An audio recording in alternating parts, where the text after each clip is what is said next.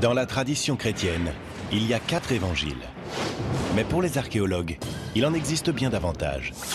Tous dissimulés et proscrits par l'Église primitive. Que contiennent ces écritures récemment mises au jour et pourquoi ont-elles été interdites pendant des siècles? Les technologies de pointe nous dévoileront l'histoire secrète du christianisme, enfouie dans les évangiles perdus.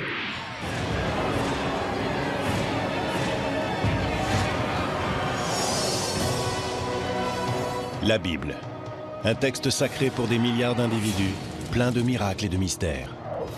Pourtant, de nouvelles percées en matière de technologie suggèrent que ces incroyables miracles reposent sur des faits. La science peut-elle faire la lumière sur la vérité qui se cache derrière les plus grands mystères de la Bible?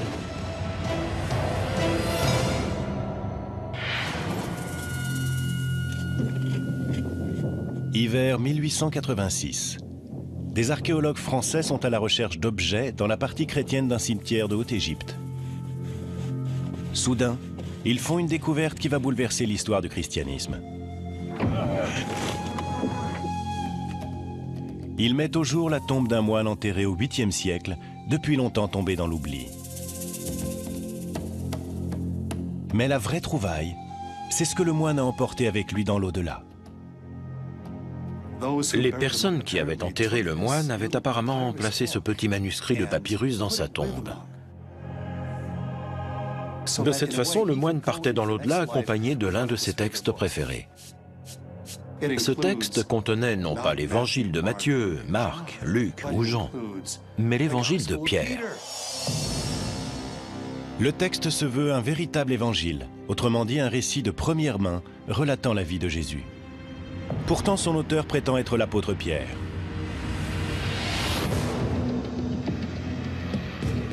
Pendant près de 2000 ans, tout ce que les chrétiens savaient de Jésus provenait des évangiles contenus dans la Bible chrétienne. Les récits faits par Matthieu, Marc, Luc et Jean. Peut-il réellement s'agir d'un récit perdu de la vie de Jésus, écrit par Simon-Pierre, le premier des apôtres? La découverte crée une véritable onde de choc parmi les spécialistes de la Bible. L'onde de choc se poursuit lorsque de nouveaux évangiles perdus sont retrouvés sur plusieurs sites de fouilles archéologiques. L'évangile de Thomas, l'évangile de Marie-Madeleine et même l'évangile de Judas.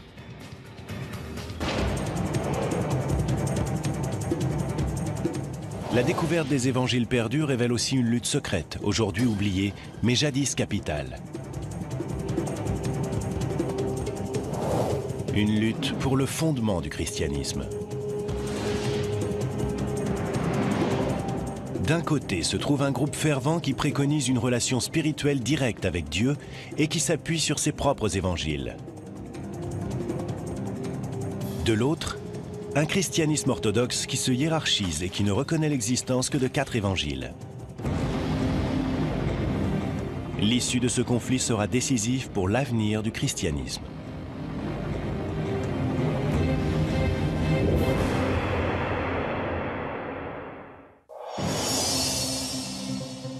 Mais à l'aube du christianisme, il n'existe aucun évangile, ni aucune Bible chrétienne. La religion chrétienne naît autour de l'an 30, lorsque quelques juifs décident de suivre les enseignements de Jésus de Nazareth. L'histoire avec un grand H se transmet à travers des histoires. C'est ce qui s'est passé avec les premiers disciples de Jésus.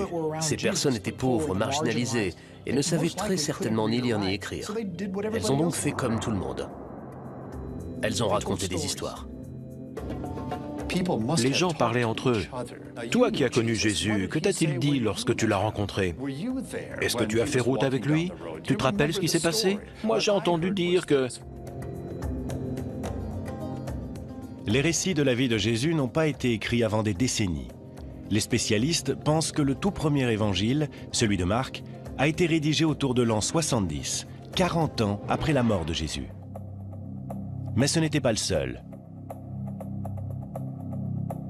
En l'an 200 après Jésus-Christ, ces écritures ne se résumaient pas à 4 évangiles. Il pourrait y en avoir eu près de 50. Ils étaient intitulés l'Évangile de Philippe, l'Évangile des Hébreux ou encore l'Apocalypse de Pierre. Certains de ces écrits ont été mentionnés par des auteurs antiques, mais jusqu'à récemment, ils semblaient avoir tous disparu. Que leur est-il arrivé? Et pourquoi n'y a-t-il que 4 évangiles de nos jours? La réponse tient davantage de la politique que de la religion. La Bible n'est pas tombée du ciel. Elle a été élaborée par des penseurs chrétiens qui représentaient un point de vue bien spécifique. Ce qui est surprenant, c'est que la Bible chrétienne telle qu'on la connaît n'est vraiment née que 300 ans après la mort de Jésus. Et l'homme qui en a déterminé le contenu avait des intentions très concrètes, qui n'avaient que peu de rapport avec la religion.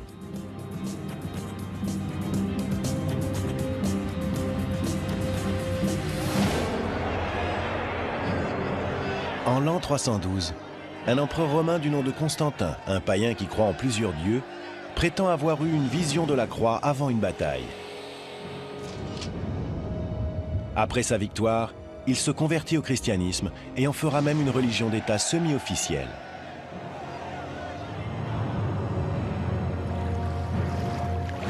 Constantin veut exploiter cette nouvelle religion afin d'unifier un empire romain qui se désagrège.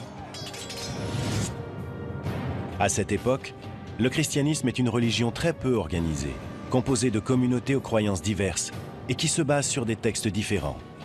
Une situation que l'empereur veut changer. Constantin a compris que les chrétiens manquaient sérieusement d'organisation. Et s'il y a bien une chose que les Romains savaient faire, c'est organiser les choses. En 325 après Jésus-Christ, l'empereur Constantin convoque le concile de Nicée pour définir les principes fondamentaux du christianisme. Il réunit les dignitaires chrétiens les plus influents pour discuter de la manière d'établir un dogme officiel. Il est intéressant de noter que ce que l'empereur cherche avant tout, c'est l'unité. Il veut que la religion chrétienne fournisse une base idéologique à l'Empire. Le but du concile convoqué par Constantin est d'uniformiser la foi, dans une visée aussi bien religieuse que politique. Après des semaines de débats, les différents évêques et prêtres conviennent d'un ensemble de principes destinés à unifier les communautés chrétiennes et à placer fermement la religion sous le contrôle de l'empereur. Il a alors fait usage de son autorité et il a dit à tout le monde, « Voilà, nous y sommes ». Les choses changent radicalement sous Constantin. On assiste à une redéfinition complète de la notion de Dieu. À partir de ce moment-là, Dieu est le protecteur de l'État, et l'État va ensuite utiliser la religion à ses propres fins pour s'unifier, parce que sans unité, il est très difficile de gouverner. Constantin veut aussi faire de l'ordre dans les Écritures et ne conserver que celles qu'il considère comme adaptées à cette nouvelle religion d'État. Si le concile de Nicée ne décide pas officiellement du contenu de la Bible chrétienne, Constantin fait clairement comprendre quels évangiles il juge acceptables. Il ordonne la création de 50 exemplaires d'une Bible chrétienne, qui contient uniquement les évangiles de Matthieu, Marc, Luc et Jean. Que sont devenus les autres évangiles? En l'an 382, un autre concile de l'Église en interdit littéralement la lecture aux chrétiens. Sous le règne de l'empereur chrétien Théodose, tous les autres évangiles sont considérés comme hérétiques. Ils sont interdits ou enterrés, et leurs propriétaires sont arrêtés et parfois exécutés. Il existait de nombreux autres textes auxquels des chrétiens profondément croyants étaient très attachés. Pendant très longtemps, ces gens ont lu ces textes, jusqu'au jour où des évêques leur ont dit « Tu ne liras pas ceci, mais tu liras cela ». Que contenaient ces évangiles perdus? Pourquoi étaient-ils considérés comme dangereux au point de devoir être interdits ou détruits? Pendant près de 2000 ans, personne ne l'a su. Mais en 1886, l'évangile de Pierre surgit des sables du désert égyptien. D'autres découvertes stupéfiantes suivront au cours du XXe siècle. Les évangiles de Thomas, de Marie-Madeleine ou de Judas. Ces évangiles perdus, dits apocryphes, donnent une vision inédite de Jésus. Ils offrent une approche différente de la spiritualité et révèlent l'existence d'une doctrine disparue du christianisme qui a un jour menacé les fondements de la foi chrétienne elle-même.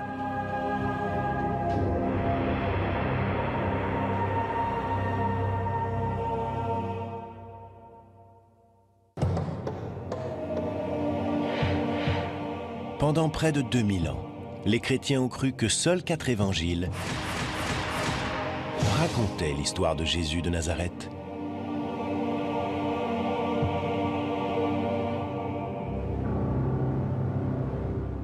En 1886, l'évangile de Pierre est le premier évangile perdu à être retrouvé depuis des siècles. Cette découverte suggère l'existence d'une histoire secrète des Écritures interdites. En 1945, une découverte remarquable permet d'exhumer un vaste ensemble d'évangiles perdus. Ces textes vont conduire à réécrire toute l'histoire du christianisme. En Égypte, près d'une ville appelée Nag Hammadi, des paysans déterrent une jarre en argile, renfermant des manuscrits vieux de 18 siècles.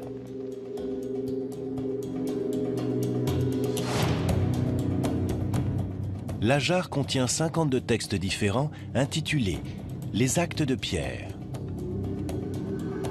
« L'Apocalypse de Jacques » ou encore « l'Évangile de Thomas ». Ces textes sont de véritables évangiles perdus.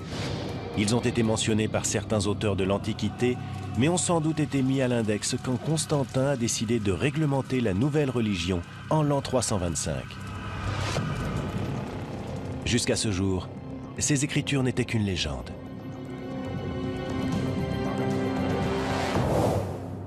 L'évangile de Thomas est peut-être le plus surprenant de ces textes perdus.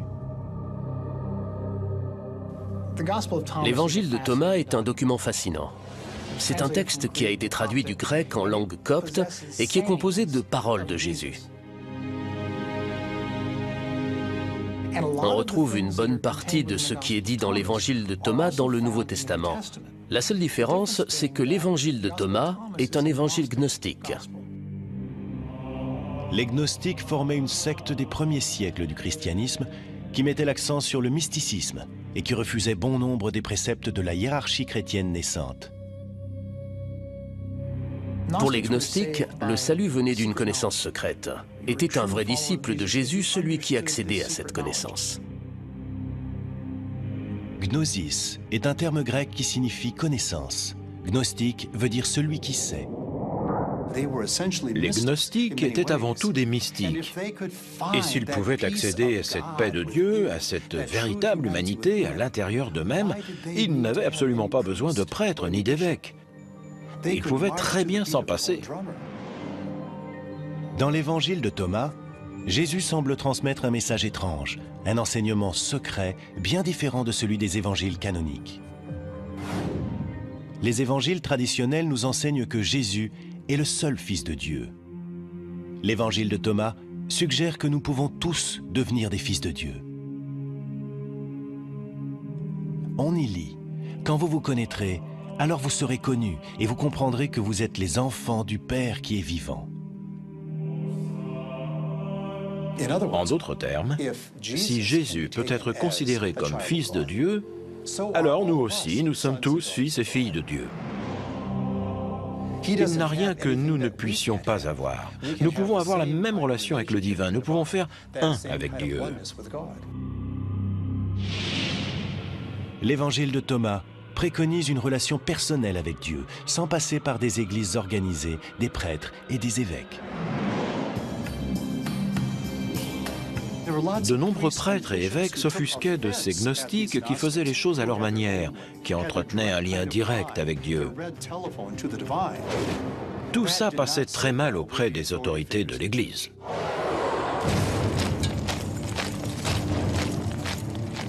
Et c'est peut-être pour cela que l'évangile de Thomas a été considéré comme une hérésie. L'indépendance des croyances gnostiques fragilisait la hiérarchie de l'Église. Les gnostiques jugeaient leurs propres évangiles tout aussi fondés, sinon plus, que ceux de Matthieu, Marc, Luc et Jean. Et dans le cas de l'évangile de Thomas, ils avaient peut-être raison. Lorsque ces évangiles gnostiques sont découverts en 1945, un problème délicat se pose. L'évangile perdu de Thomas pourrait être plus vieux que ceux de Matthieu, Marc, Luc et Jean. Il y a un débat parmi les spécialistes concernant la datation de l'évangile de Thomas. Ce que nous savons, c'est qu'il existe des papyrus grecs très anciens de l'évangile de Thomas. Il semble que certains fragments de cet évangile soient extrêmement vieux. En fait, certains fragments de l'évangile de Thomas pourraient remonter au tout début de l'Église. La plupart des spécialistes pensent que les 4 évangiles traditionnels ont été écrits dans la génération qui a suivi la mort de Jésus, 40 à 60 ans après les événements. Mais l'évangile de Thomas pourrait être plus ancien, compte tenu de sa forme plus simple. La différence entre l'évangile de Thomas et ceux du Nouveau Testament, c'est que l'évangile de Thomas ne contient que des paroles de Jésus. Il ne contient aucun miracle ni aucune histoire de la vie de Jésus. Le fait que cet évangile ne soit qu'un recueil des paroles de Jésus pourrait indiquer qu'il est plus ancien et que les éléments narratifs contenus dans les autres évangiles ont été écrits plus tard. Si l'évangile de Thomas est vraiment plus ancien que les 4 évangiles canoniques, cela signifie-t-il qu'il est plus fidèle au message de Jésus? Et si c'est le cas, cela veut-il dire que la Bible chrétienne est incomplète? Pour tenter de le savoir, il s'agit de déterminer la date exacte à laquelle l'Évangile a été rédigé. À l'Institut conservatoire des musées de la Smithsonian Institution, une équipe de spécialistes et de scientifiques est chargée de découvrir les secrets que renferment les documents anciens. Nos scientifiques, un peu à la manière de détectives, examinent ces documents à l'aide de différents outils afin de déterminer précisément leur nature et d'où ils proviennent. Les scientifiques cherchent des indices qui permettraient de dater l'Évangile jusque dans le papier et l'encre utilisée. Parfois, j'ai l'impression d'entrer dans la tête de celui qui a réalisé le document. Un conservateur doit en quelque sorte être capable de remonter le temps. Vous avez un objet qui est devant vous, il vous est parvenu dans un état bien précis, et il faut que vous déterminiez tout ce qui lui est arrivé. L'évangile de Thomas retrouvé à Nag Hammadi a fait l'objet d'une datation au carbone 14. On a ainsi découvert que le manuscrit remontait à une période comprise entre l'an 300 et l'an 400. Les plus vieux manuscrits des évangiles de Matthieu, Marc, Luc et Jean proviennent à peu près de la même période. Mais les spécialistes s'accordent à dire que tous ces évangiles sont sans doute des copies de textes bien plus anciens, car des auteurs antiques y font référence autour de l'an 150. Il est difficile de dater précisément l'évangile de Thomas, et sa datation est sujette à controverse. Est-il plus ancien et plus fidèle que ceux de Matthieu, Marc, Luc et Jean? Tant qu'une copie plus ancienne n'aura pas été découverte, cela restera un mystère.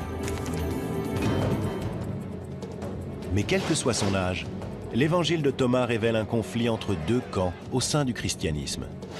Matthieu, Marc, Luc et Jean sont les étendards de l'Église traditionnelle, mais une tradition veut que les gnostiques aient eu l'appui de Marie-Madeleine elle-même.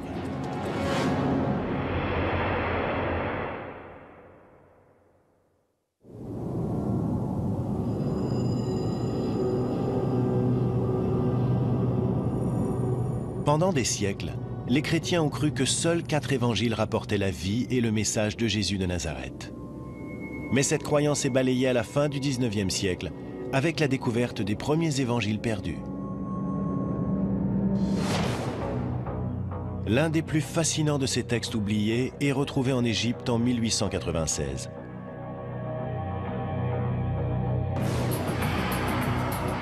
Et l'auteur de cet évangile a de quoi surprendre. Cet évangile a été écrit au nom d'une femme.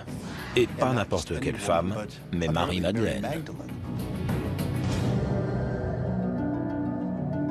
On ne parle pas de la Marie-Madeleine qui a joué un rôle dans la Bible, de la prostituée repentante. Il s'agit de Marie-Madeleine, la disciple bien-aimée, celle qui a fait partie des proches de Jésus.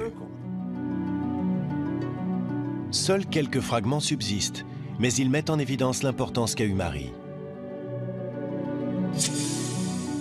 Si l'évangile de Marie est authentique, cela signifie que les femmes ont un jour joué un rôle de première importance dans l'Église chrétienne.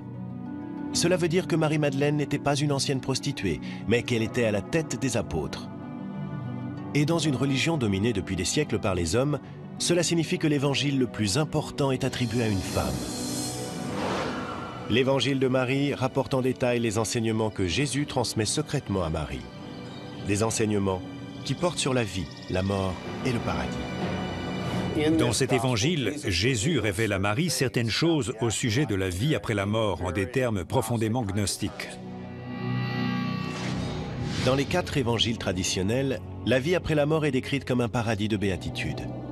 Mais dans l'évangile de Marie, la vie dans l'au-delà implique un étrange voyage de l'âme après la mort, au cours duquel le défunt rencontre des créatures angéliques et démoniaques pendant l'ascension de l'âme vers le ciel. Jésus ne révèle ce secret qu'à Marie.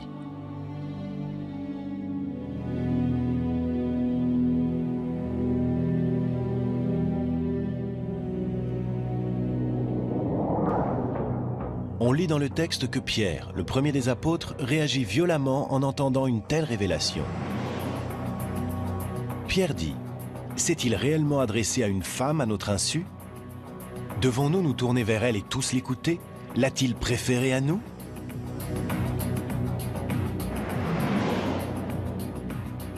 Les apôtres ne tiennent pas compte des réserves de Pierre et soutiennent Marie en disant, « Si le Sauveur l'a rendue digne, qui es-tu pour la rejeter ?»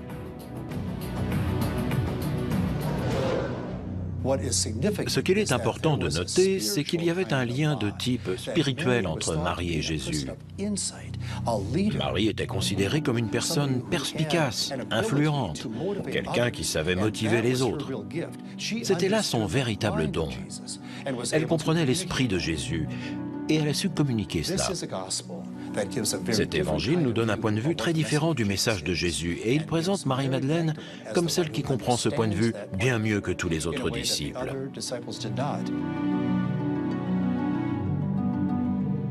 Mais s'agit-il d'un véritable évangile? Est-ce vraiment le témoignage direct de Marie-Madeleine? Si c'est le cas, cela pourrait bouleverser l'histoire du christianisme et apporter une vision radicalement différente du rôle des femmes dans l'Église chrétienne. La clé réside dans la datation de ce texte. Est-il plus ancien que les 4 évangiles canoniques? Et peut-il avoir été écrit par Marie-Madeleine elle-même?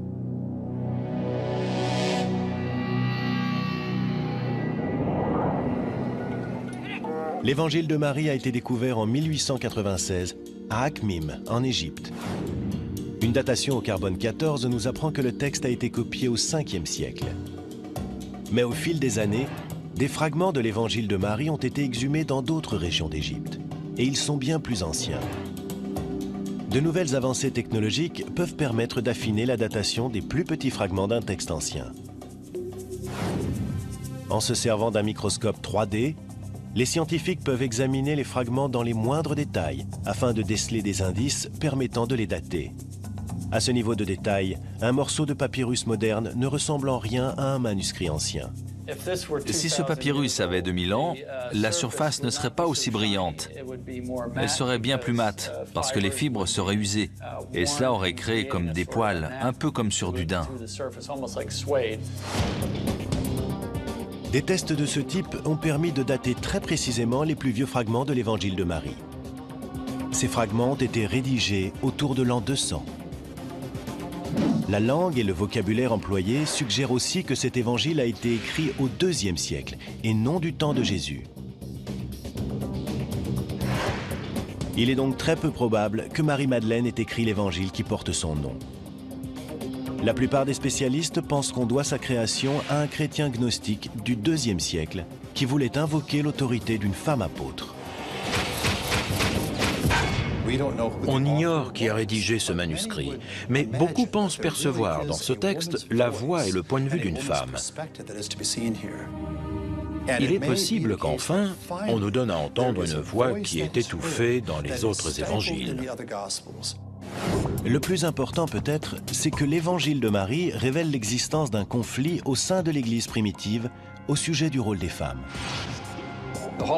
L'autorité exercée par les femmes dans les premiers siècles de l'histoire chrétienne est un thème passionnant à étudier, et l'évangile de Marie témoigne de cette autorité.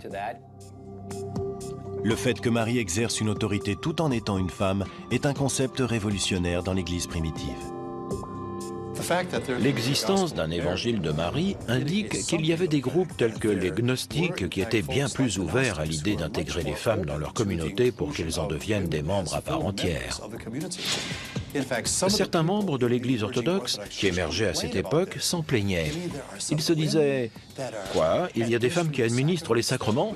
Il y a des femmes ordonnées parmi les gnostiques? Quelle honte !» Les gnostiques, eux, ne voyaient aucune honte à cela. Le fait qu'il existe un évangile de Marie est parfaitement en accord avec leur doctrine.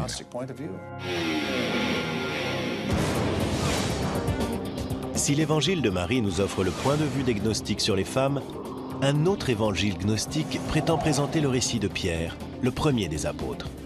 Il semble révéler le secret de ce qui s'est réellement passé lors de la résurrection de Jésus.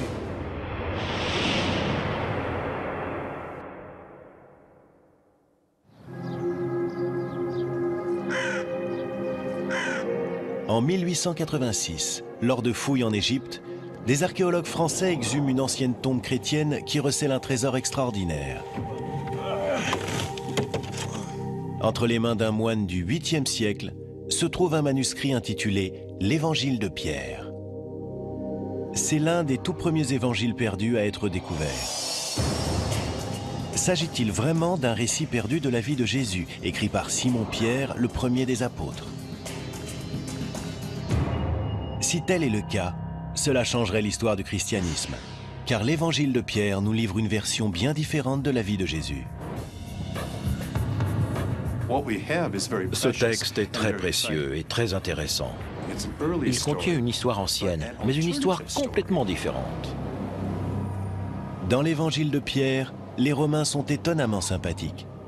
On y lit que Jésus n'a pas souffert sur la croix. Mais ce qu'il y a de plus frappant, c'est que l'Évangile de Pierre est présenté comme un témoignage direct de la résurrection elle-même. C'est le seul évangile que l'on connaisse qui tente de raconter ce qui s'est passé pendant la résurrection. Tous les évangiles de la Bible évoquent ce qui s'est passé après la résurrection, à partir de la découverte du tombeau vide. Mais ils ne nous parlent pas du moment de la résurrection elle-même. La description commence le 3e matin qui suit la mort de Jésus, alors que des soldats romains gardent le tombeau du Messie.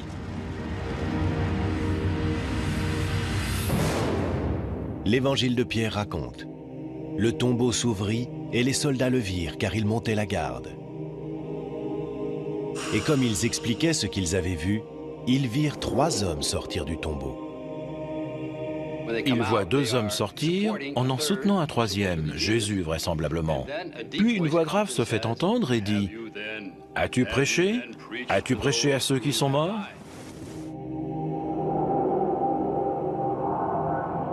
La résurrection prend fin lorsque Jésus et les 2 hommes s'élèvent vers le ciel, tandis que les témoins regardent abasourdis.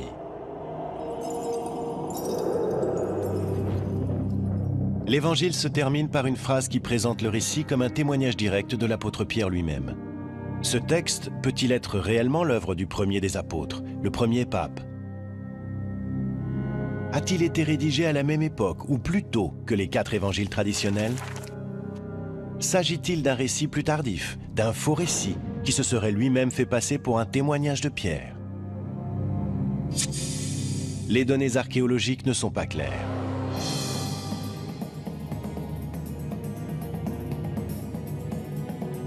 Le manuscrit découvert en 1886 a été daté du 8e siècle,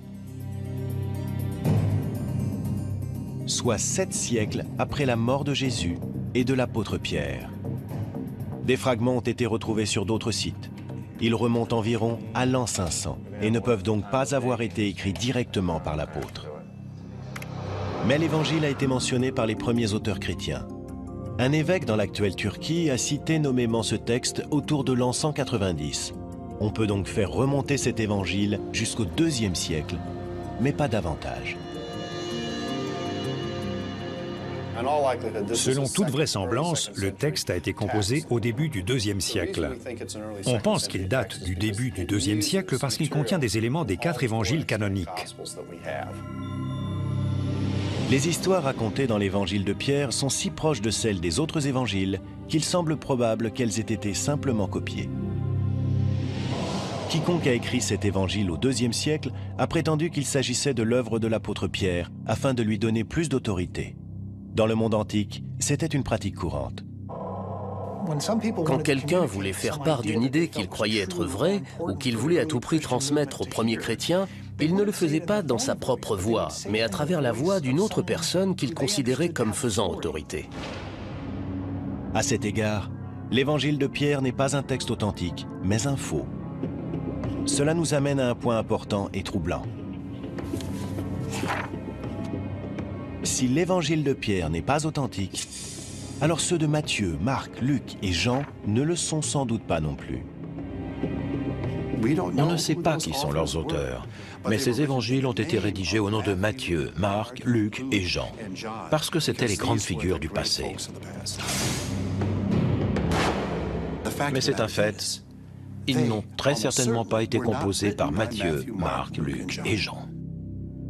La plupart des spécialistes s'accordent à dire que même les 4 évangiles canoniques n'ont pas été écrits par les apôtres dont ils portent le nom, mais par des disciples de ces apôtres.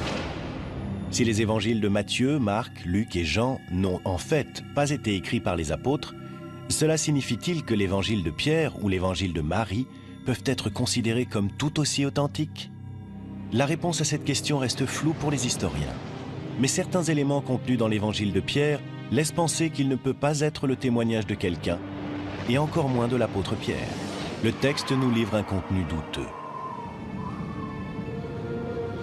Dans la scène de la résurrection, Jésus et les 2 anges sont décrits comme s'étirant au-delà des cieux. Et derrière Jésus, la croix émerge du tombeau et parle.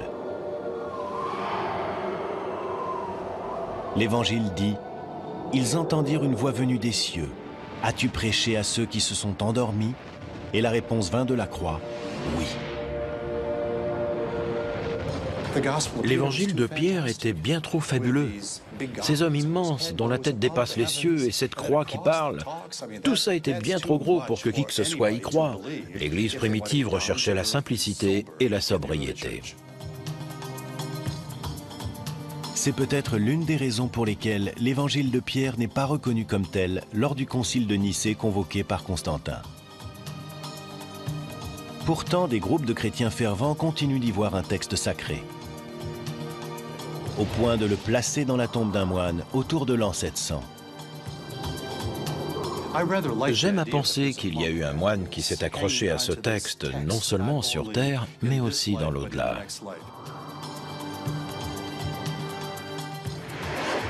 L'évangile de Pierre est découvert en 1886. C'est l'un des premiers évangiles perdus à être retrouvé. La plus récente découverte d'évangiles apocryphes ne date que de 2006. Un texte qui provoque immédiatement la controverse, car il aurait été écrit par celui qui a trahi Jésus, Judas.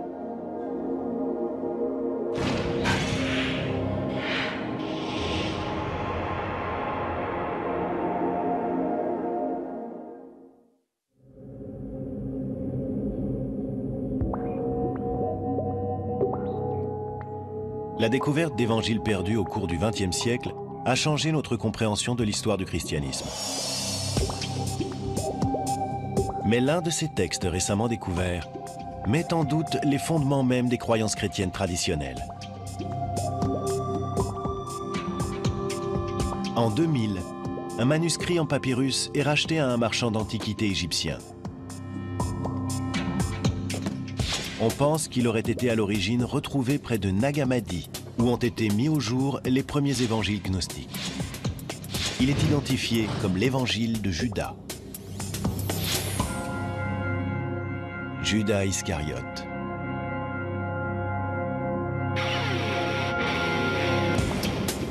Quand l'Évangile a été publié, on a lu partout que Judas était en fait un héros. Il n'était plus celui qui avait trahi Jésus, comme on le décrivait dans les évangiles bibliques, mais celui qui était loué dans les cieux parce qu'il avait simplement accompli la volonté de Dieu. Dans le récit qui est traditionnellement fait de la crucifixion, Judas livre Jésus aux Romains. Dès lors, il est considéré comme un traître.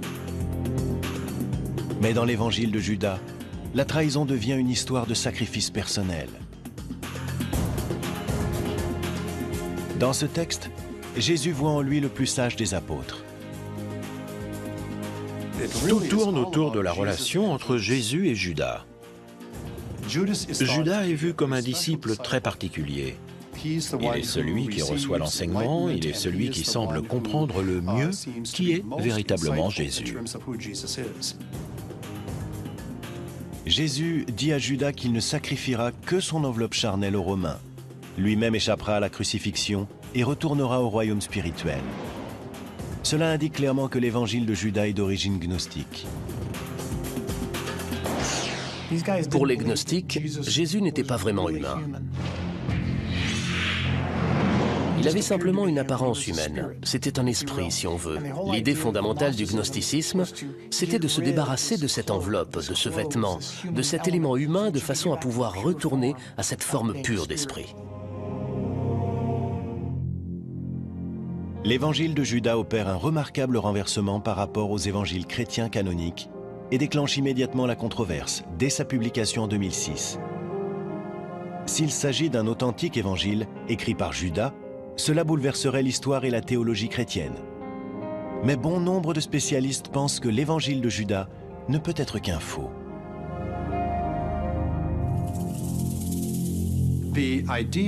L'idée qu'il puisse exister un évangile de Judas Iscariote a quelque chose de tellement provocateur que beaucoup de gens se sont posé des questions.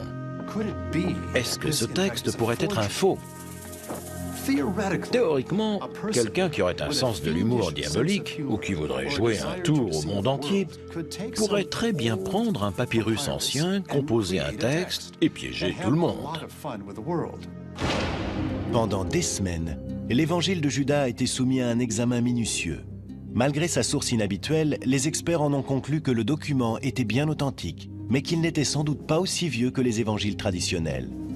Les spécialistes estiment que le manuscrit de l'évangile de Judas date d'une période comprise entre l'an 280 et l'an 330, soit près de 300 ans après la mort de Judas.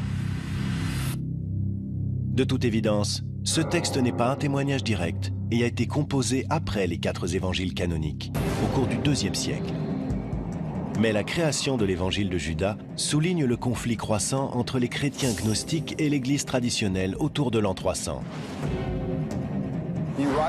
En écrivant cet évangile et en l'attribuant à Judas, on amène les gens à penser tous ces personnages différemment. Cela change radicalement la donne. Tout est renversé. En accordant un peu moins d'importance aux apôtres et en donnant davantage à Judas, les choses sont complètement repensées. L'évangile de Judas est une critique très vive de l'Église et de ses racines apostoliques.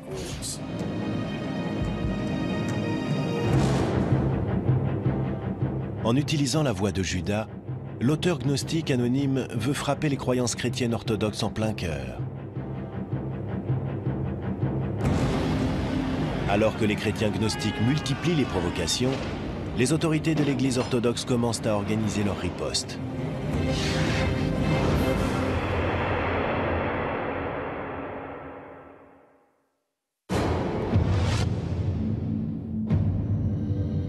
Avant le concile de Nicée, le christianisme n'est pas une organisation structurée. Pendant ces 3 premiers siècles, la religion chrétienne est faite de croyances variées qui s'appuient sur des évangiles très divers. Mais à partir de l'an 300, le mouvement gnostique à l'intérieur de la religion chrétienne est considéré comme une menace pour la hiérarchie des prêtres et des évêques. Les gnostiques et leurs évangiles mettent l'accent sur la relation de chacun avec Dieu, sans passer par le biais des prêtres ou d'un corps religieux structuré. Les gnostiques pensaient qu'ils avaient à l'intérieur d'eux-mêmes le moyen d'accéder directement au divin.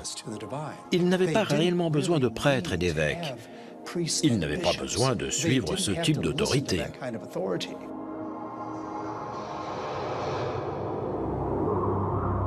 Mais c'est peut-être cette importance accordée par les gnostiques au mysticisme et à la révélation personnelle qui va les conduire à leur perte. Au lieu de bâtir une communauté et de gagner des adeptes, le cercle fermé des gnostiques commence à perdre de son influence politique. Pendant ce temps, la hiérarchie chrétienne qui se met en place attire l'attention des dirigeants romains. Avec le concile de Nicée en l'an 325, l'empereur Constantin renforce l'assise politique des évêques orthodoxes et de leur hiérarchie.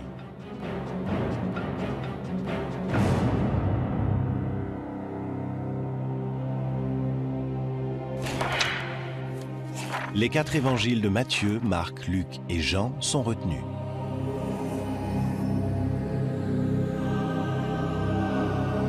Les évangiles gnostiques sont rejetés, du moins officiellement.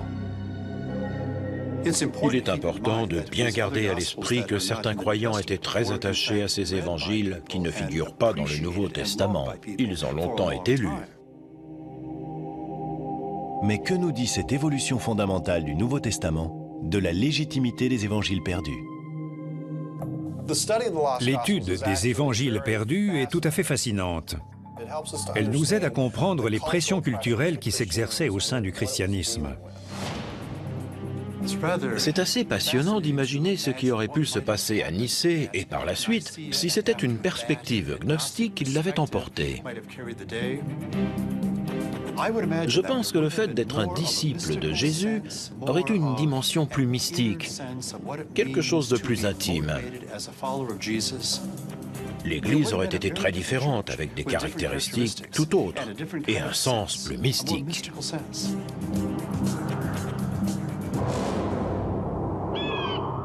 Mais les gnostiques ne l'ont pas emporté lors du concile de Nicée. Et quelque part, dans un monastère du désert égyptien, un groupe de moines gnostiques s'est sans doute inquiété du sort de ces évangiles qu'ils aimaient tant. Ils ont dû être profondément attachés à ces textes, jusqu'à ce jour fatidique. Ce jour où l'évêque Athanase d'Alexandrie a annoncé à tous les moines qu'il était temps de se débarrasser des livres hérétiques et de lire les livres de la Bible. Peut-être que les moines ont réuni ces précieux textes de la bibliothèque de Nag Hammadi et que, le cœur lourd, ils n'ont pas pu se résoudre à les détruire. Alors ils les ont cachés dans une jarre pour qu'ils durent pour toujours jusqu'à ce que nous les retrouvions à notre époque et que nous les lisions à nouveau. Pendant des millénaires, les 4 évangiles du Nouveau Testament contenus dans la Bible ont été présentés comme la véritable histoire de Jésus. Pour certains, les évangiles perdus révèlent la voie que le christianisme n'a pas empruntée. Pour d'autres, elle ne l'a pas été pour une bonne raison. On dit que parfois, l'histoire est écrite par les vainqueurs, mais qu'un jour, c'est au tour des vaincus d'être entendus. Il est intéressant d'entendre le point de vue des vaincus, mais il ne faut pas oublier la suite de la phrase, qui est que parfois, les vainqueurs méritent de gagner. Des siècles après avoir été enfouis dans les sables du désert, les évangiles perdus restent controversés. Peut-être est-ce là la preuve du pouvoir qu'a la parole écrite de se faire porteuse de foi, d'espoir et de mystère à travers les siècles et dans le monde entier.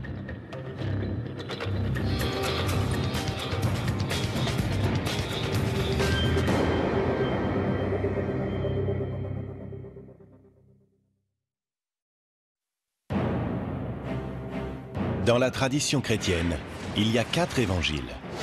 Mais pour les archéologues, il en existe bien davantage, tous dissimulés et proscrits par l'Église primitive. Que contiennent ces écritures récemment mises au jour et pourquoi ont-elles été interdites pendant des siècles? Les technologies de pointe nous dévoileront l'histoire secrète du christianisme, enfouie dans les évangiles perdus.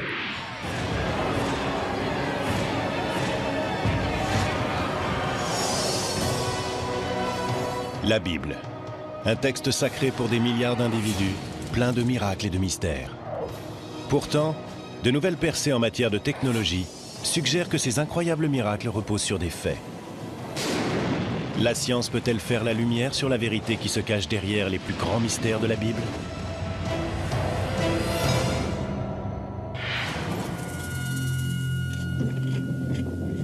Hiver 1886. Des archéologues français sont à la recherche d'objets dans la partie chrétienne d'un cimetière de Haute-Égypte.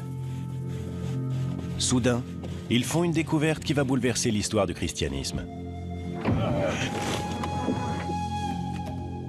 Ils mettent au jour la tombe d'un moine enterré au 8e siècle, depuis longtemps tombé dans l'oubli. Mais la vraie trouvaille, c'est ce que le moine a emporté avec lui dans l'au-delà. Les personnes qui avaient enterré le moine avaient apparemment placé ce petit manuscrit de papyrus dans sa tombe.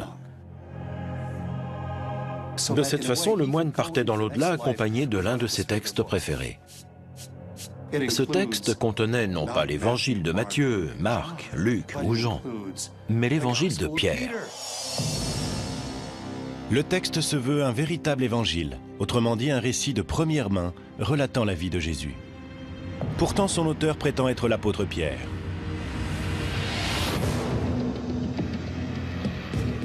Pendant près de 2000 ans, tout ce que les chrétiens savaient de Jésus provenait des évangiles contenus dans la Bible chrétienne, les récits faits par Matthieu, Marc, Luc et Jean. Peut-il réellement s'agir d'un récit perdu de la vie de Jésus, écrit par Simon-Pierre, le premier des apôtres? La découverte crée une véritable onde de choc parmi les spécialistes de la Bible. L'onde de choc se poursuit lorsque de nouveaux évangiles perdus sont retrouvés sur plusieurs sites de fouilles archéologiques. L'évangile de Thomas, l'évangile de Marie-Madeleine et même l'évangile de Judas.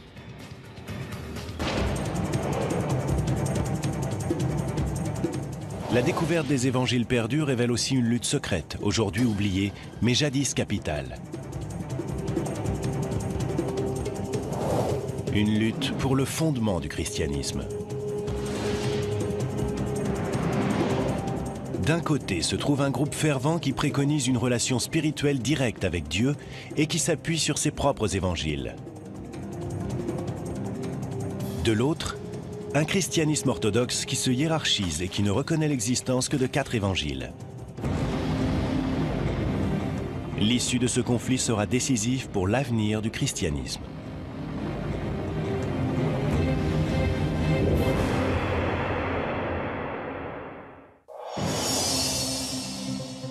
Mais à l'aube du christianisme, il n'existe aucun évangile, ni aucune Bible chrétienne. La religion chrétienne naît autour de l'an 30, lorsque quelques Juifs décident de suivre les enseignements de Jésus de Nazareth. L'histoire avec un grand H se transmet à travers des histoires. C'est ce qui s'est passé avec les premiers disciples de Jésus. Ces personnes étaient pauvres, marginalisées, et ne savaient très certainement ni lire ni écrire. Elles ont donc fait comme tout le monde. Elles ont raconté des histoires. Les gens parlaient entre eux. Toi qui as connu Jésus, que t'a-t-il dit lorsque tu l'as rencontré? Est-ce que tu as fait route avec lui? Tu te rappelles ce qui s'est passé? Moi, j'ai entendu dire que... Les récits de la vie de Jésus n'ont pas été écrits avant des décennies.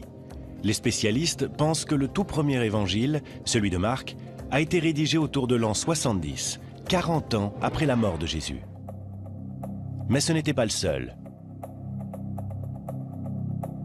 En l'an 200 après Jésus-Christ, ces écritures ne se résumaient pas à 4 évangiles. Il pourrait y en avoir eu près de 50. Ils étaient intitulés l'Évangile de Philippe, l'Évangile des Hébreux, ou encore l'Apocalypse de Pierre. Certains de ces écrits ont été mentionnés par des auteurs antiques, mais jusqu'à récemment, ils semblaient avoir tous disparu. Que leur est-il arrivé? Et pourquoi n'y a-t-il que 4 évangiles de nos jours? La réponse tient davantage de la politique que de la religion. La Bible n'est pas tombée du ciel. Elle a été élaborée par des penseurs chrétiens qui représentaient un point de vue bien spécifique. Ce qui est surprenant, c'est que la Bible chrétienne telle qu'on la connaît n'est vraiment née que 300 ans après la mort de Jésus. Et l'homme qui en a déterminé le contenu avait des intentions très concrètes, qui n'avaient que peu de rapport avec la religion.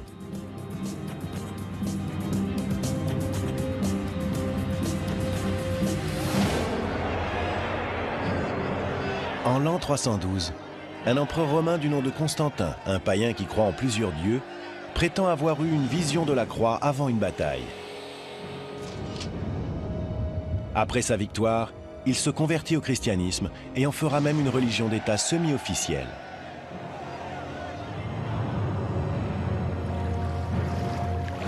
Constantin veut exploiter cette nouvelle religion afin d'unifier un empire romain qui se désagrège. À cette époque, le christianisme est une religion très peu organisée, composée de communautés aux croyances diverses et qui se base sur des textes différents. Une situation que l'empereur veut changer. Constantin a compris que les chrétiens manquaient sérieusement d'organisation. Et s'il y a bien une chose que les Romains savaient faire, c'est organiser les choses. En 325 après Jésus-Christ, l'empereur Constantin convoque le concile de Nicée pour définir les principes fondamentaux du christianisme. Il réunit les dignitaires chrétiens les plus influents pour discuter de la manière d'établir un... Il voit deux hommes sortir en soutenant un troisième, Jésus vraisemblablement. Puis une voix grave se fait entendre et dit « As-tu prêché? As-tu prêché à ceux qui sont morts ?»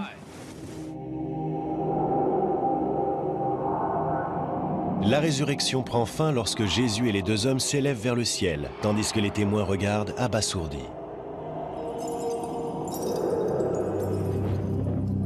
L'Évangile se termine par une phrase qui présente le récit comme un témoignage direct de l'apôtre Pierre lui-même.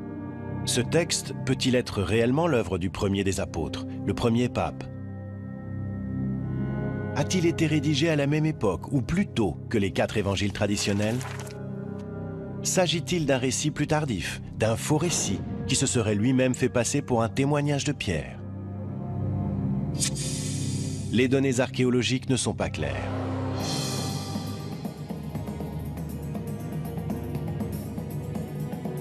Le manuscrit découvert en 1886 a été daté du 8e siècle, soit 7 siècles après la mort de Jésus et de l'apôtre Pierre. Des fragments ont été retrouvés sur d'autres sites.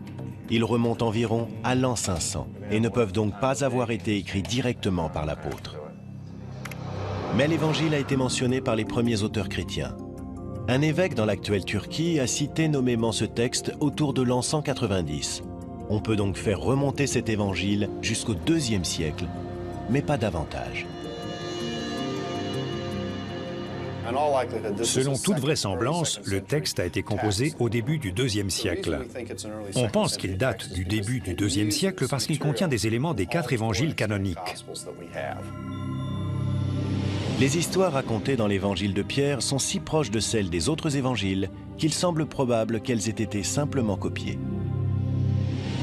Quiconque a écrit cet évangile au 2e siècle a prétendu qu'il s'agissait de l'œuvre de l'apôtre Pierre afin de lui donner plus d'autorité. Dans le monde antique, c'était une pratique courante. Quand quelqu'un voulait faire part d'une idée qu'il croyait être vraie ou qu'il voulait à tout prix transmettre aux premiers chrétiens, il ne le faisait pas dans sa propre voix, mais à travers la voix d'une autre personne qu'il considérait comme faisant autorité.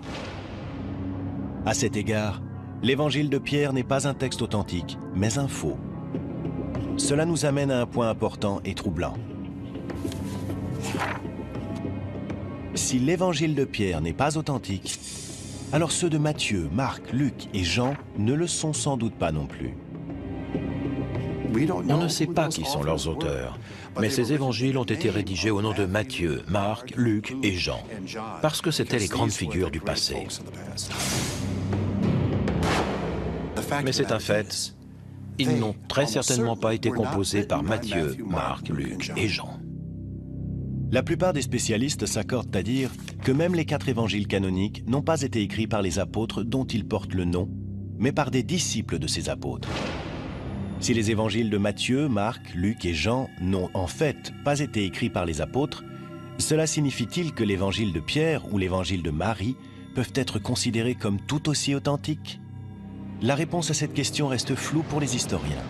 Mais certains éléments contenus dans l'évangile de Pierre laissent penser qu'il ne peut pas être le témoignage de quelqu'un, et encore moins de l'apôtre Pierre.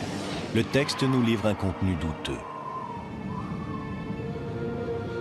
Dans la scène de la résurrection, Jésus et les 2 anges sont décrits comme s'étirant au-delà des cieux. Et derrière Jésus, la croix émerge du tombeau et parle.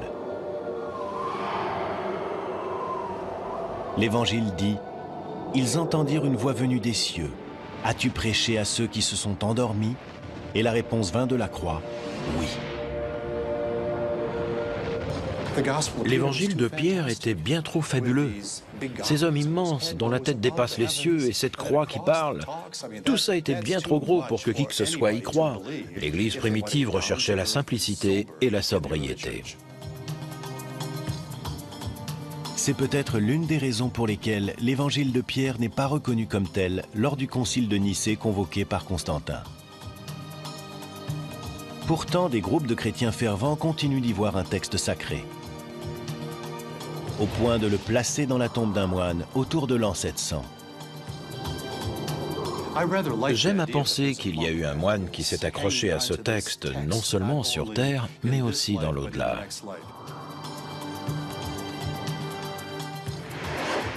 L'évangile de Pierre est découvert en 1886. C'est l'un des premiers évangiles perdus à être retrouvé.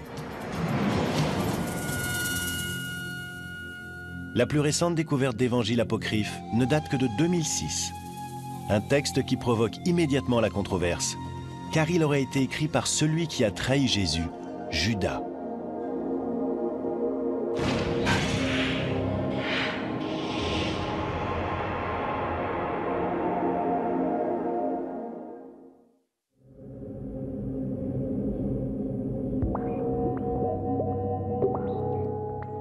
La découverte d'évangiles perdus au cours du XXe siècle a changé notre compréhension de l'histoire du christianisme. Mais l'un de ces textes récemment découverts met en doute les fondements même des croyances chrétiennes traditionnelles. En 2000, un manuscrit en papyrus est racheté à un marchand d'antiquités égyptien. On pense qu'il aurait été à l'origine retrouvé près de Nag Hammadi, où ont été mis au jour les premiers évangiles gnostiques. Il est identifié comme l'évangile de Judas. Judas Iscariote.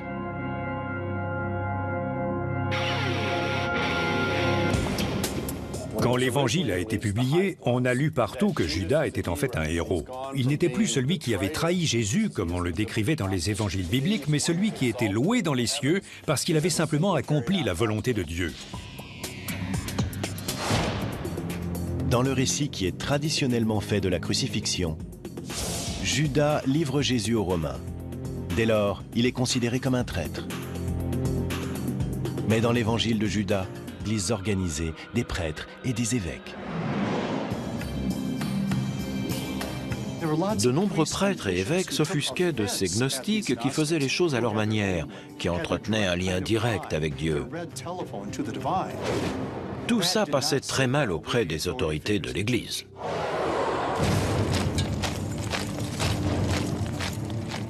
Et c'est peut-être pour cela que l'évangile de Thomas a été considéré comme une hérésie. L'indépendance des croyances gnostiques fragilisait la hiérarchie de l'Église. Les gnostiques jugeaient leurs propres évangiles tout aussi fondés, sinon plus, que ceux de Matthieu, Marc, Luc et Jean. Et dans le cas de l'évangile de Thomas, ils avaient peut-être raison.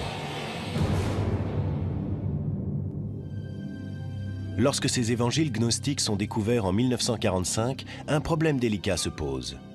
L'évangile perdu de Thomas pourrait être plus vieux que ceux de Matthieu, Marc, Luc et Jean. Il y a un débat parmi les spécialistes concernant la datation de l'évangile de Thomas. Ce que nous savons, c'est qu'il existe des papyrus grecs très anciens de l'évangile de Thomas.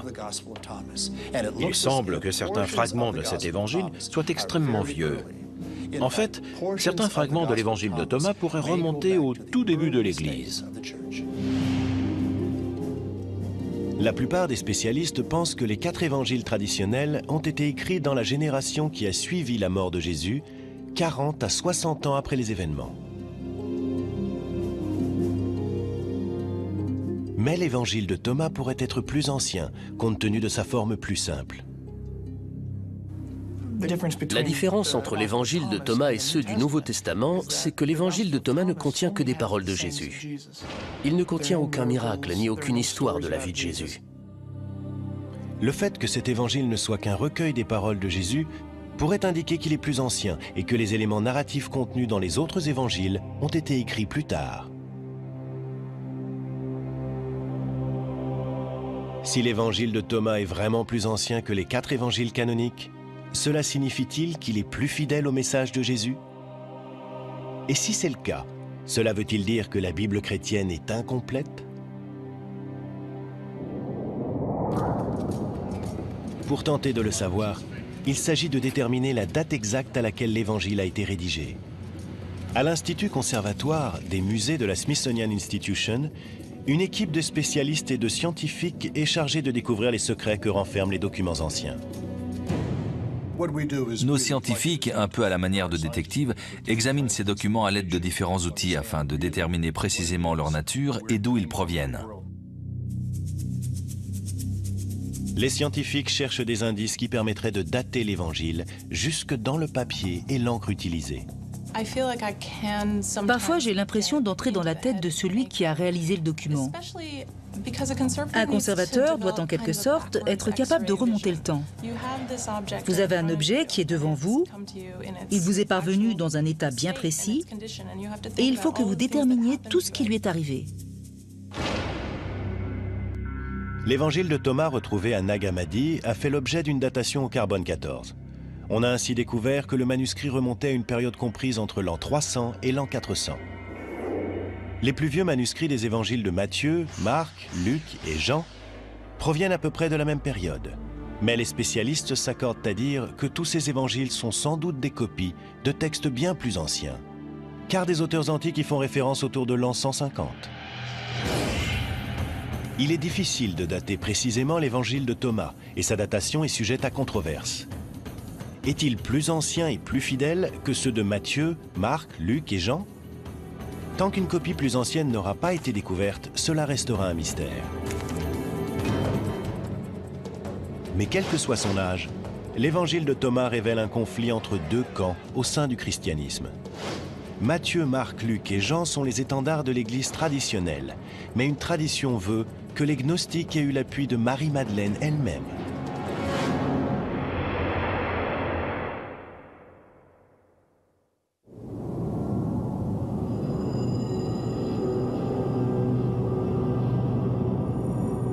Pendant des siècles, les chrétiens ont cru que seuls 4 évangiles rapportaient la vie et le message de Jésus de Nazareth. Mais cette croyance est balayée à la fin du XIXe siècle, avec la découverte des premiers évangiles perdus. L'un des plus fascinants de ces textes oubliés est retrouvé en Égypte en 1896.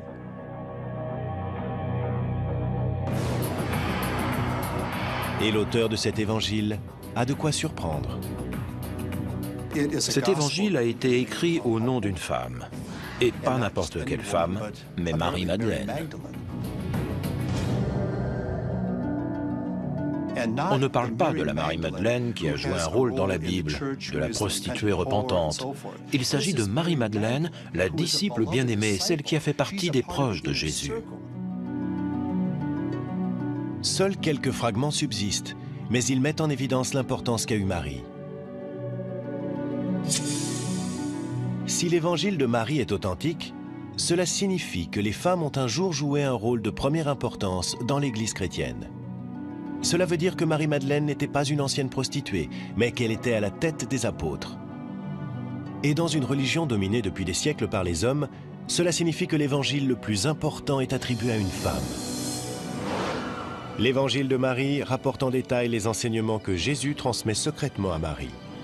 Des enseignements qui portent sur la vie, la mort et le paradis. Dans cet évangile, Jésus révèle à Marie certaines choses au sujet de la vie après la mort en des termes profondément gnostiques.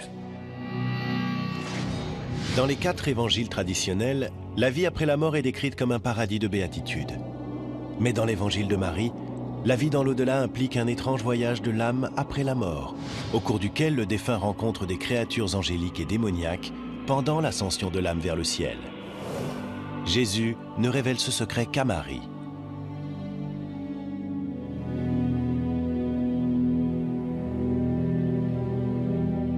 Dogme officiel. Il est intéressant de noter que ce que l'empereur cherche avant tout, c'est l'unité. Il veut que la religion chrétienne fournisse une base idéologique à l'Empire. Le but du concile convoqué par Constantin est d'uniformiser la foi, dans une visée aussi bien religieuse que politique. Après des semaines de débats, les différents évêques et prêtres conviennent d'un ensemble de principes destinés à unifier les communautés chrétiennes et à placer fermement la religion sous le contrôle de l'empereur. Il a alors fait usage de son autorité et il a dit à tout le monde, « Voilà, nous y sommes ». Les choses changent radicalement sous Constantin. On assiste à une redéfinition complète de la notion de Dieu. À partir de ce moment-là, Dieu est le protecteur de l'État, et l'État va ensuite utiliser la religion à ses propres fins pour s'unifier, parce que sans unité, il est très difficile de gouverner. Constantin veut aussi faire de l'ordre dans les Écritures et ne conserver que celles qu'il considère comme adaptées à cette nouvelle religion d'État. Si le concile de Nicée ne décide pas officiellement du contenu de la Bible chrétienne, Constantin fait clairement comprendre quels évangiles il juge acceptables. Il ordonne la création de 50 exemplaires d'une Bible chrétienne, qui contient uniquement les évangiles de Matthieu, Marc, Luc et Jean. Que sont devenus les autres évangiles? En l'an 382, un autre concile de l'Église en interdit littéralement la lecture aux chrétiens. Sous le règne de l'empereur chrétien Théodose, tous les autres évangiles sont considérés comme hérétiques. Ils sont interdits ou enterrés, et leurs propriétaires sont arrêtés et parfois exécutés. Il existait de nombreux autres textes auxquels des chrétiens profondément croyants étaient très attachés. Pendant très longtemps, ces gens ont lu ces textes, jusqu'au jour où des évêques leur ont dit « Tu ne liras pas ceci, mais tu liras cela ». Que contenaient ces évangiles perdus? Pourquoi étaient-ils considérés comme dangereux au point de devoir être interdits ou détruits? Pendant près de 2000 ans, personne ne l'a su. Mais en 1886, l'évangile de Pierre surgit des sables du désert égyptien. D'autres découvertes stupéfiantes suivront au cours du XXe siècle. Les évangiles de Thomas, de Marie-Madeleine ou de Judas. Ces évangiles perdus, dits apocryphes, donnent une vision inédite de Jésus. Ils offrent une approche différente de la spiritualité et révèlent l'existence d'une doctrine disparue du christianisme qui a un jour menacé les fondements de la foi chrétienne elle-même.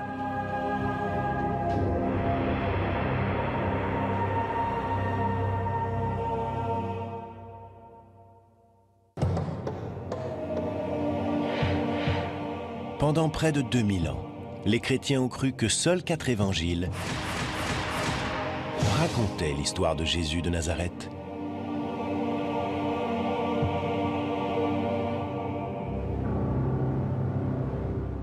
En 1886, l'évangile de Pierre est le premier évangile perdu à être retrouvé depuis des siècles. Cette découverte suggère l'existence d'une histoire secrète des Écritures interdites. En 1945, une découverte remarquable permet d'exhumer un vaste ensemble d'évangiles perdus. Ces textes vont conduire à réécrire toute l'histoire du christianisme. En Égypte, près d'une ville appelée Nag Hammadi, des paysans déterrent une jarre en argile, renfermant des manuscrits vieux de 18 siècles.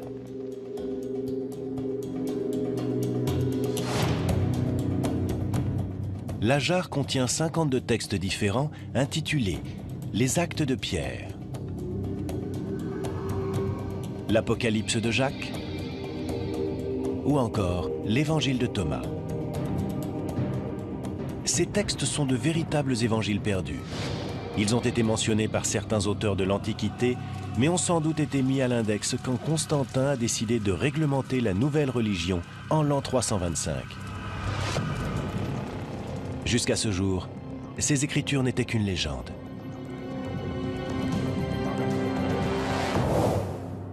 L'évangile de Thomas est peut-être le plus surprenant de ces textes perdus. L'évangile de Thomas est un document fascinant.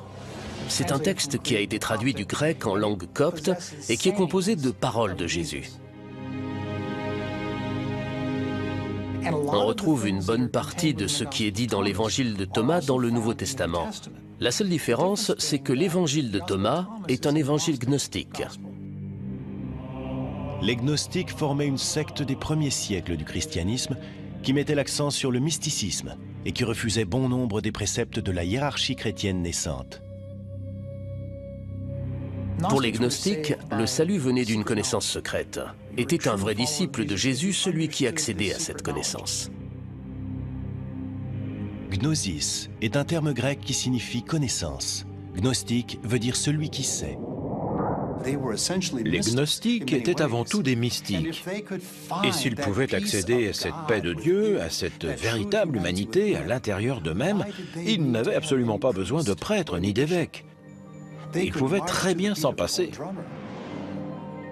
Dans l'évangile de Thomas, Jésus semble transmettre un message étrange, un enseignement secret bien différent de celui des évangiles canoniques. Les évangiles traditionnels nous enseignent que Jésus est le seul Fils de Dieu. L'évangile de Thomas suggère que nous pouvons tous devenir des fils de Dieu. On y lit « Quand vous vous connaîtrez, alors vous serez connus et vous comprendrez que vous êtes les enfants du Père qui est vivant. » En d'autres termes, si Jésus peut être considéré comme Fils de Dieu, alors nous aussi, nous sommes tous fils et filles de Dieu. Il n'a rien que nous ne puissions pas avoir. Nous pouvons avoir la même relation avec le divin, nous pouvons faire un avec Dieu. L'évangile de Thomas préconise une relation personnelle avec Dieu, sans passer par des églises. On lit dans le texte que Pierre, le premier des apôtres, réagit violemment en entendant une telle révélation. Pierre dit « S'est-il réellement adressé à une femme à notre insu? Devons-nous nous tourner vers elle et tous l'écouter? L'a-t-il préféré à nous ?»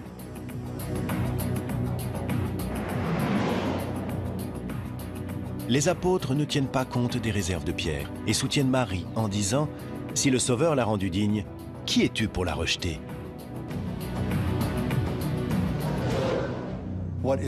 Ce qu'il est important de noter, c'est qu'il y avait un lien de type spirituel entre Marie et Jésus. Marie était considérée comme une personne perspicace, influente, quelqu'un qui savait motiver les autres. C'était là son véritable don. Elle comprenait l'esprit de Jésus et elle a su communiquer cela. Cet évangile nous donne un point de vue très différent du message de Jésus et il présente Marie-Madeleine comme celle qui comprend ce point de vue bien mieux que tous les autres disciples.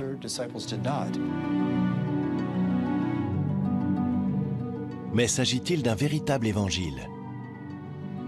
Est-ce vraiment le témoignage direct de Marie-Madeleine? Si c'est le cas, cela pourrait bouleverser l'histoire du christianisme et apporter une vision radicalement différente du rôle des femmes dans l'Église chrétienne. La clé réside dans la datation de ce texte. Est-il plus ancien que les 4 évangiles canoniques?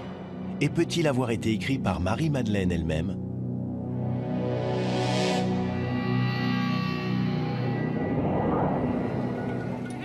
L'évangile de Marie a été découvert en 1896 à Akhmim, en Égypte. Une datation au carbone 14 nous apprend que le texte a été copié au 5e siècle.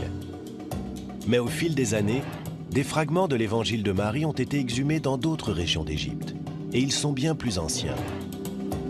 De nouvelles avancées technologiques peuvent permettre d'affiner la datation des plus petits fragments d'un texte ancien.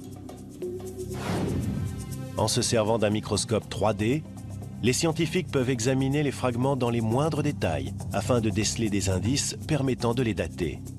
À ce niveau de détail, un morceau de papyrus moderne ne ressemble en rien à un manuscrit ancien. Si ce papyrus avait 2000 ans, la surface ne serait pas aussi brillante. Elle serait bien plus mate, parce que les fibres seraient usées. Et cela aurait créé comme des poils, un peu comme sur du daim. Des tests de ce type ont permis de dater très précisément les plus vieux fragments de l'évangile de Marie. Ces fragments ont été rédigés autour de l'an 200. La langue et le vocabulaire employés suggèrent aussi que cet évangile a été écrit au IIe siècle et non du temps de Jésus. Il est donc très peu probable que Marie-Madeleine ait écrit l'évangile qui porte son nom. La plupart des spécialistes pensent qu'on doit sa création à un chrétien gnostique du IIe siècle qui voulait invoquer l'autorité d'une femme apôtre. On ignore qui a rédigé ce manuscrit, mais beaucoup pensent percevoir dans ce texte la voix et le point de vue d'une femme. Il est possible qu'enfin, on nous donne à entendre une voix qui est étouffée dans les autres évangiles. Le plus important peut-être, c'est que l'évangile de Marie révèle l'existence d'un conflit au sein de l'Église primitive au sujet du rôle des femmes. L'autorité exercée par les femmes dans les premiers siècles de l'histoire chrétienne est un thème passionnant à étudier, et l'évangile de Marie témoigne de cette autorité. Le fait que Marie exerce une autorité tout en étant une femme est un concept révolutionnaire dans l'Église primitive. L'existence d'un évangile de Marie indique qu'il y avait des groupes tels que les gnostiques qui étaient bien plus ouverts à l'idée d'intégrer les femmes dans leur communauté pour qu'elles en deviennent des membres à part entière. Certains membres de l'Église orthodoxe, qui émergeaient à cette époque, s'en plaignaient. Ils se disaient « Quoi? Il y a des femmes qui administrent les sacrements?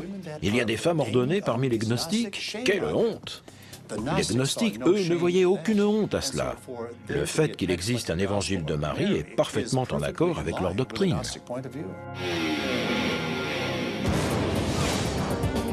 Si l'évangile de Marie nous offre le point de vue des gnostiques sur les femmes, un autre évangile gnostique prétend présenter le récit de Pierre, le premier des apôtres. Il semble révéler le secret de ce qui s'est réellement passé lors de la résurrection de Jésus.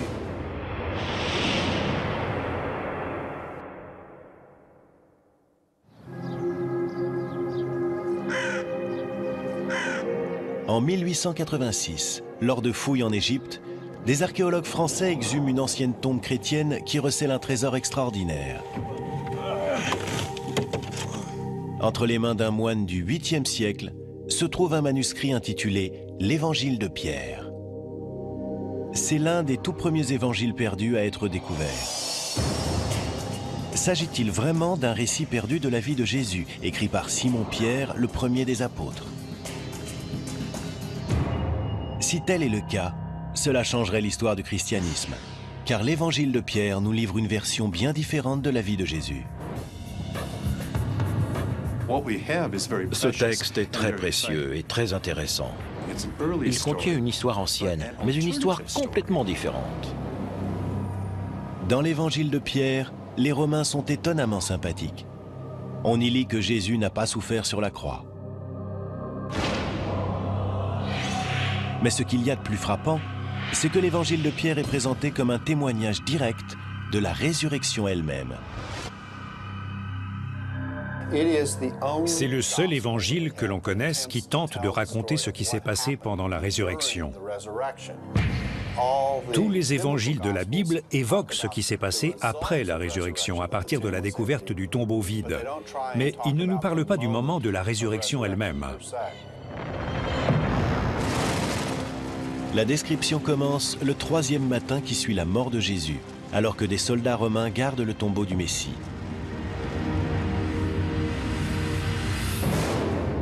L'évangile de Pierre raconte: le tombeau s'ouvrit et les soldats le virent car ils montaient la garde. Et comme ils expliquaient ce qu'ils avaient vu, ils virent 3 hommes sortir du tombeau.